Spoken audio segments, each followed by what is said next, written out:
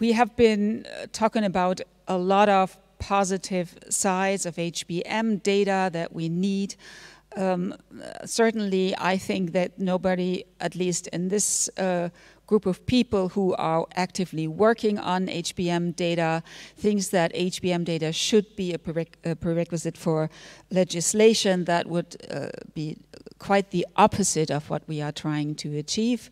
We see HBM as a tool, a supporting tool for chemical legislation, but it can't be a condition to regulate at all. I would like to ask a couple of questions. We have been talking about the need to balance industrial interests with the protection of consumers and the environment.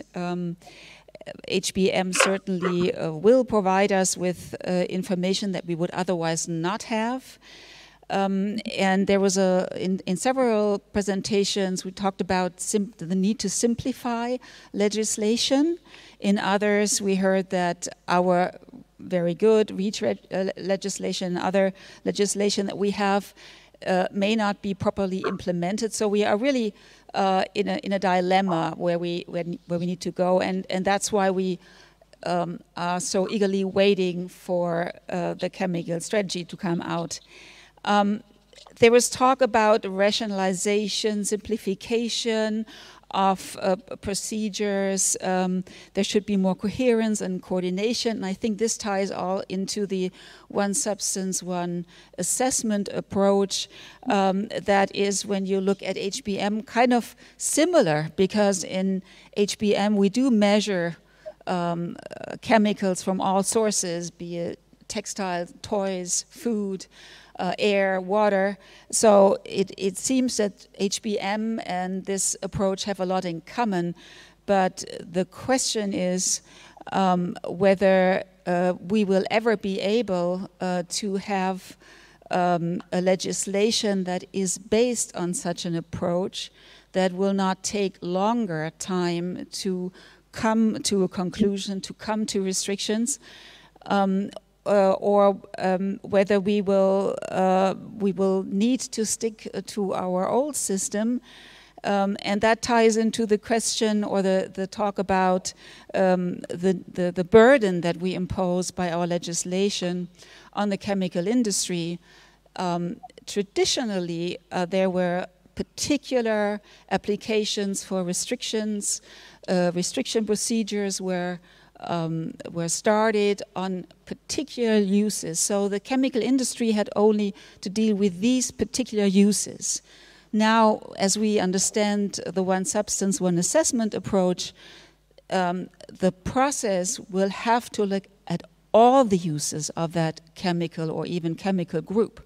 So why is that easier for industry if they now have to deal with all the potential uses? And who will handle that process? Who will be in charge, and who will put all the information together? Also, how much longer will it take to come to a restriction if we see the need to limit the use of chemicals, for example, for the benefit of children's health? How much longer will it take? So I don't know who wants to volunteer to answer those questions. There are quite a lot, but I think that's at the essence, whether we really, do we achieve a real improvement both for industry and for the protection of our consumers and for the environment if we take such an approach? Who wants to volunteer? Carla, would you like to start, or Jack? Because you're going to be, I think, also at the forefront of this new approach. I see that Carlo? Christina proposed to intervene. Okay, Christina, the floor is yours. Yes, I propose to intervene. It's difficult not to get into this debate without having a spoiler of what's coming in 2 months' time. I think we should be very careful I think we should be very careful with, I was muting my sound because I was muting my phone, sorry. I think we should be very careful with mixing one substance, one assessment with one substance, one regulation. One substance, one assessment is an effort that is a motto that we have in the Green Deal. It's a challenge, but it's also an objective that we've been given, all of us, that we need to find a way to make a reality. And the way we see it, it's about the assessment. What we need to do is try to look at what has happened in the past and where we can do better in terms of the assessments. We have various actors undertaking this assessment, and they do it on the basis of different mandates. And sometimes they come up with conclusions that may not be coherent. And this is difficult to explain for us when we are regulating in the Commission, but also for the politicians to understand and the MEPs in the Parliament, and maybe also for companies to understand what's happening with this substance and the different uses. So one thing is to try to have more coherent assessments and have the assessors work on the same data, on the same methodologies, etc.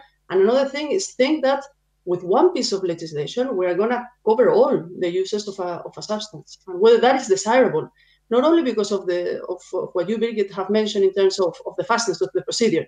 And I want to remember what I said in my presentation.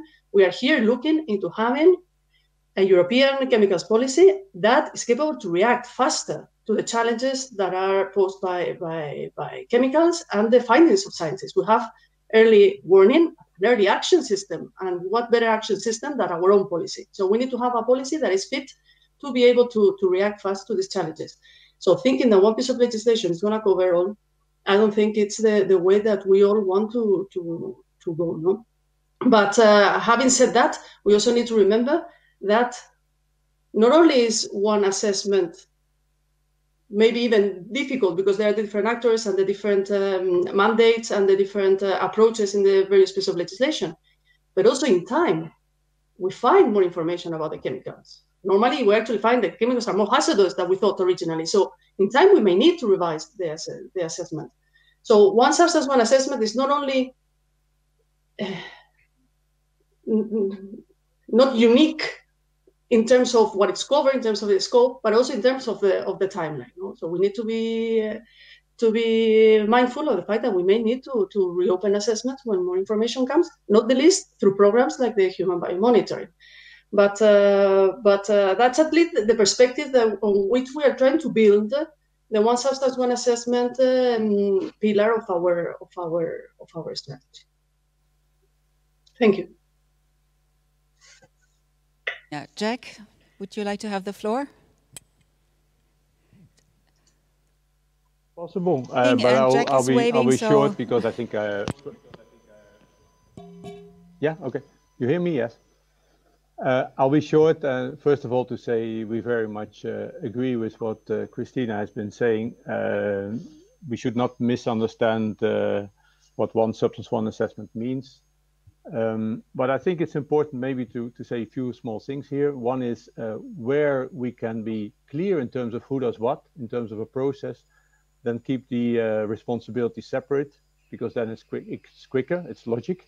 If you don't have to work with different organizations together and you can do your own job, you're normally faster than when you have to work together. That doesn't mean that the outcome is always better, but it's certainly faster. But I think what we've been saying in this discussion all the time is that in case you have a substance which has indeed different uses, which fall under different pieces of legislation, and we have to assess such a substance, then at least make sure that we are all aware of what we are doing, that we try to coordinate in terms of time the assessments, try to work together, exchange information, so that we don't end up with different outcomes and different, let's say, results which are potentially conflicting. And I think that is where one substance, one assessment is probably a very important one, and can be implemented by better coordination between all of us. The final point, maybe to bring it back to human biomonitoring, I think what is very interesting is, of course, that, as was explained several times today, of course, indeed, the human body, like some of the other, let's say, organisms in the environment, is in the end a sink. And therefore, if you find something there, probably you need to look carefully where it comes from. It might be an indication that we have a problem with a substance and that we're not well controlling its emissions and use. The big question back to the researchers is, of course, okay, but where does it come from? And that means you have to go back to finding the source, which not necessarily is easy if you start from the human body. So there has to be an interaction between the end, which is what you find in the monitoring, and the understanding of the chemical. And that, I think, gives a big responsibility to the industry to be more clear on where chemicals are actually used, which is one of the problems we have still today, despite very good regulations already in place. Thank you. Carlo, you were waving. Yes, thank you. Certainly the one substance, one assessment will be, let's say, the flagship of simplification in the future.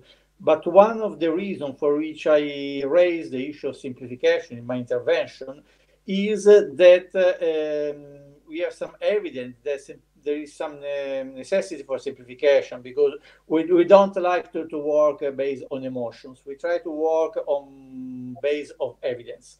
And probably you remember there has been a couple of years ago the REACH review and the refit of all the chemical legislation. So we have a story of more than 40 years of chemical legislation. So it's not surprising that in 40 years there are some pieces of legislation that maybe need to be modernized. It's not surprising that maybe there are some overlaps. Is not surprising that probably something should be changed for making it also more simple. Because some years ago, we had a pool about all the European legislation. The so-called acquis, are thousands and thousands of legal bases. So the winner, the one that is considered by stakeholders the most burdensome, was REACH. So if there is this feeling from stakeholders, there is this evidence, it's not only a feeling, I think that we should also address. Of course, these should not impact at all the other priorities of REACH, that are protection of health and protection of environment. No doubt on this. But maintaining the protection of environment and of health, I think that we should also simplify the legislation when it is possible, because it's the interest of everyone to have a European economy that is competitive. Thank you. Thank you very much. My question is, simplification is fine, but usually the legislation in the various areas like toys, textiles, food, they follow very different timelines. So our knowledge of those chemicals may change over time, and we will not have the chance, even if we do an assessment that covers all the potential uses of a chemical, we will never be able to implement that at the same time in every of those pieces of legislation. So that is kind of my feedback in whether it really gonna work, or whether we'll, because of the changing scientific knowledge that we have and the changing of uses that chemicals are put to, whether it will really result in the simplification, the coherence that you are hoping for, which is of course, a very good idea. But let us move to questions from the public, from our WebEx chat. There's a question by Catherine Gansleben, and it goes to everybody on the panel. Safe and sustainable by design can deliver safety, innovation, and market advantage. I guess that goes to the question, do we really have that much of a competition between good and possibly restrictive chemical legislation and the need for our industry to be competitive and for our economy to thrive? Carlo, would you like to start, or is there anybody else who would?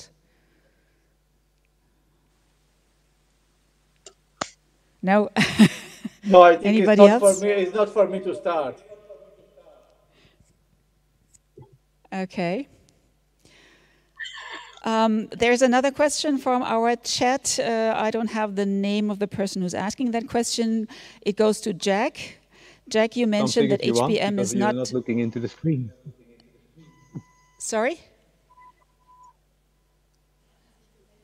Ah, sorry. But I don't think you were looking at the screen, so... Oh, Christina, Yes. okay.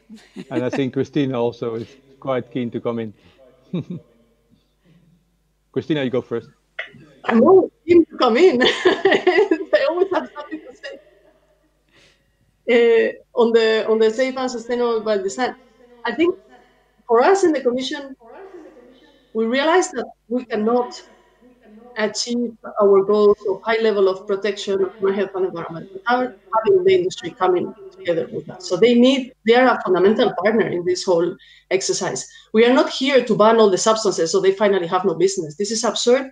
And especially in the area of chemicals, it's impossible to think this is going to happen. So they really need to embrace this concept of sustainable chemicals and of safer chemicals. And these have to be from the beginning, from the moment that they are synthesizing the chemicals. Already don't go and continue creating chemicals in the area of PFAS. Try to do a different type of chemicals, another structure, another chemistry.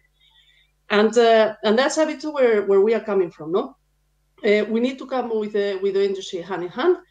And we know very well that legislation helps. We know that the fact that you have a strong legislation is not a deterrent for competitiveness and it's not a deterrent for innovation. But we have seen, and we do have strong legislation. We could have it stronger, but we do have good legislation on chemicals, and we are very proud of it. That it has not been, our legislation has not been a deterrent for competitiveness, but we have not managed to create that impulse to really get the ball rolling on safe and sustainable chemicals. And this is what we would like to do with the strategy. Really impose this enormous ball, like in Indiana Jones and the Temple of Doom. So it starts, no, not the Temple of Doom, the first one. The first Indiana Jones movie, and the ball starts rolling, and it really gets us going. And we then go hand in hand with the two twin objectives that we have in our strategy. So indeed, I think as the person that posed the question was not really a question, but brought up the issue. Really an important issue and very core to our strategy. But again, these are all spoiler alerts all the time. We like spoiler alerts. So we have Vas, you wanted to comment? Yeah, maybe just to add on what Christine already said. By the way, it was Raiders of the Lost Ark then, right? That was the Indiana Jones you were referring to. No, I think what we have seen in many other sectors is that legislation can drive innovation. It's very often driving innovation. And that kind of spirit and idea should really now be brought to the chemical sector. The chemical sector has always been innovative, we know that, but further legislation should drive them further into that innovation, and then they can become a world leader in real sustainable chemicals. That's the entire idea. And that's also, and there I'm sure of, this is going to be where the world is heading to. Maybe Europe is heading there first, and yes, that will have challenges, and that will certainly not always, if you do innovation the first, you can also make mistakes. That can happen, but we will become, and we can become, a world leader in this. And you see other regions in the world that want to follow that route and go in that direction as well. So the idea of kind of, oh, you have here legislation, that's a burden. Birgit, you also said it in your question initially, like, we are putting a burden on chemical industry. What do we mean by that? If we are asking chemical industry to make sure that they know what's happening with the substances that they are putting into the environment and in the end also into our human bodies, I don't think you should call it a burden that we are asking them to really be sure what they're doing. So that kind of language of burden, red tape, etc., I would say that's really language of the 20th century. And now we really should go into Green Deal language, innovation, and be at the forefront. And there really legislation can drive that. Thank you. Thank you, Jack. We had a question from the audience first, and then I'll turn to you. Would you ask your question? Yeah. Thank you. My name is Florian Schulze from the Environmental Center for Medicine, and I want to talk about a subject, a priority substance since the beginning from human biomonitoring probably.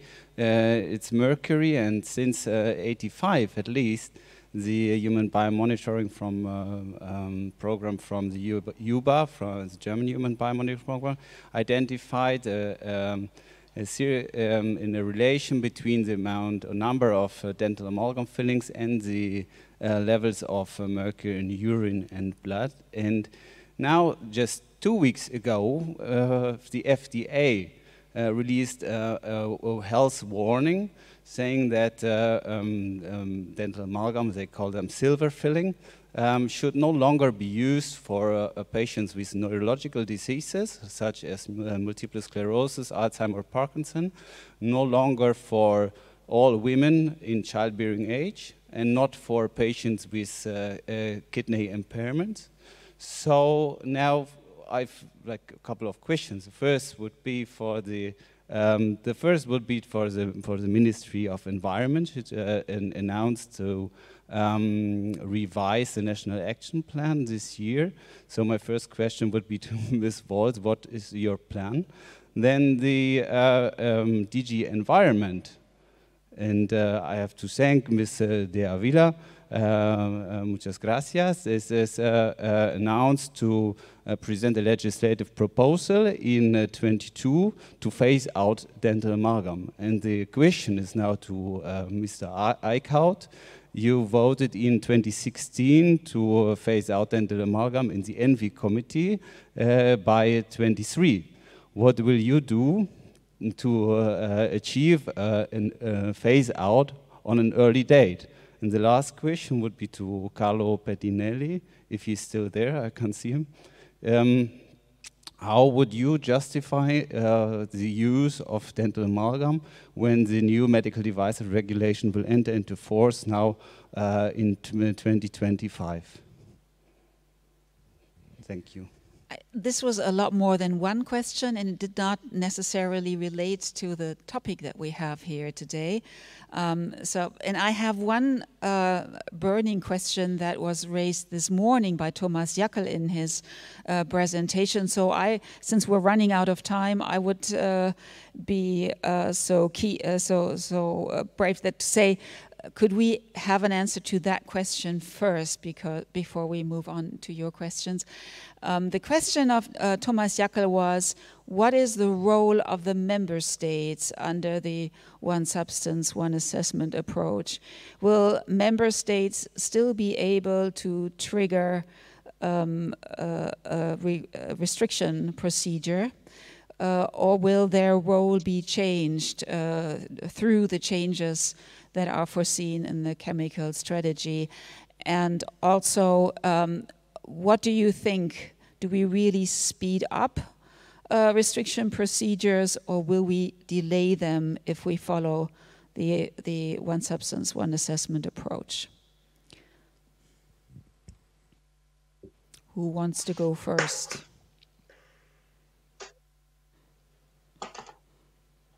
Jack, do you want to? Christina, you were first. Well, Jack can also go. I'm taking the floor all the time. So this is really a request for a spoiler of what we're going to put in the one substance, one assessment. This is the difficulty of this conference, because if the original plan of adoption would have been maintained, which was the 23rd of September, this conference would have been the conference to tell you all the goods that we have there. But now we have to be stepping on eggs. So I need to step on eggs here. So I think what I can say is in our reflections on the one substance, one assessment, we are very mindful of the role that the member states and the role that member states have had throughout these years, not the least in REACH, where they have a lot of power not to initiate the assessments that may eventually turn into a restriction, but also in CLP with the harmonized classifications. Given that we do not have that power in the Commission, we are very mindful of this very important role of the member states and how they have helped drive the European policy on chemicals. I mean, we couldn't have managed without the partnership of member states. So we are very mindful of this, and it's definitely something that is very clear in our minds that it's difficult to do so without them. I don't think we are here in the business of making one substance, one assessment a process that will make it more difficult to regulate. As I said, one of the main principles of the Green Deal is that we are capable of responding faster to the scientific evidence. In any case, there are other ways also to try to improve the way that the restrictions procedures are happening and try to have them a bit more coordinated. And we will be looking at that and seeing in one substance, one assessment where there's this opportunity, as I mentioned before, to see whether when member states have initiatives, we can have a bit more of a discussion about it. But we are, as I said, very mindful of the very important role that they have and the fundamental partnership that we've shared all these years with them. On the other question, that was really, as you said, not very much in the scope of the conference, but I think it brings us to what I think is an important issue, which is mercury amalgam, silver amalgam, regrettable substitution. What can we do to also try to avoid this? And this again brings us to what we had mentioned before in terms of innovation.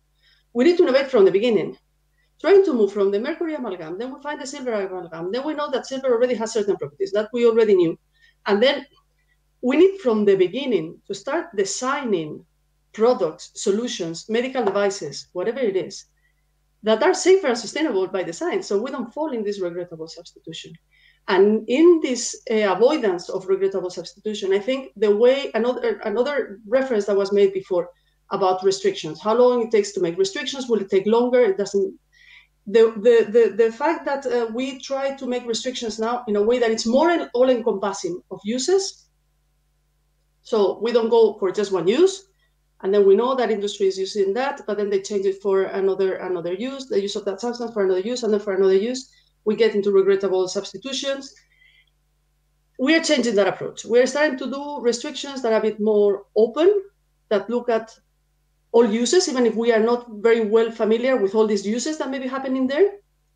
And Jack knows very well that the process that we are undergoing in ECHA with this type of restrictions, they are very helpful to try to avoid regrettable substitution and also attain a higher level of protection eventually, for human health and environment. But it takes longer.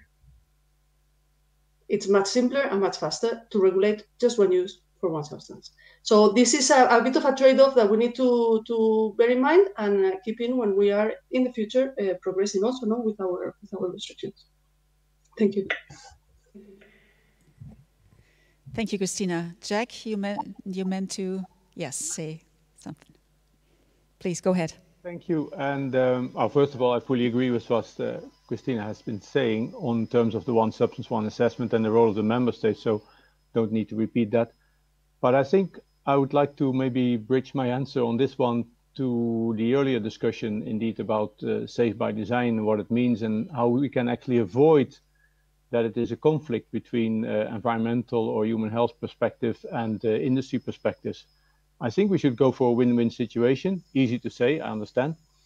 But I think what we are lacking here is actually criteria or a framework, maybe better to use that word, on what sustainability and sustainable use of chemicals actually means. And if we think about indeed in industry perspective and long-term investments, which of course they need to do in order to move to different chemicals and to design new chemicals, we're talking about several decades. And therefore we should be trying together, I think, to define more clearly what we actually expect, what kind of chemistry we would like to see in the future being used, so that indeed industry knows where to shift to. And that's not a discussion you can have only between regulators. It has to be with all the stakeholders. But if you do that, I think you give a longer term perspective and you can let them invest and make sure that you don't change the rule every 3 years, because that's of course hopelessly impossible for industry. Fully understand that. But I'm sure we can find, let's say, together a good description of what a sustainable chemical actually would mean and what kind of criteria it should fulfill, like we've done with the PBT 20 years ago. Thank you very much. We're actually at the end of our discussion. I think we lost Carlo in the process, but I thank you all very much for I am still there. Oh, here, Carlo is back. Yeah, I heard that your have a low battery was battery, going so I down, try so to we were save the expecting batteries, but I'm to still lose you there. already. But our time has run out. Thank you very much for this interesting discussion. Thank you very much.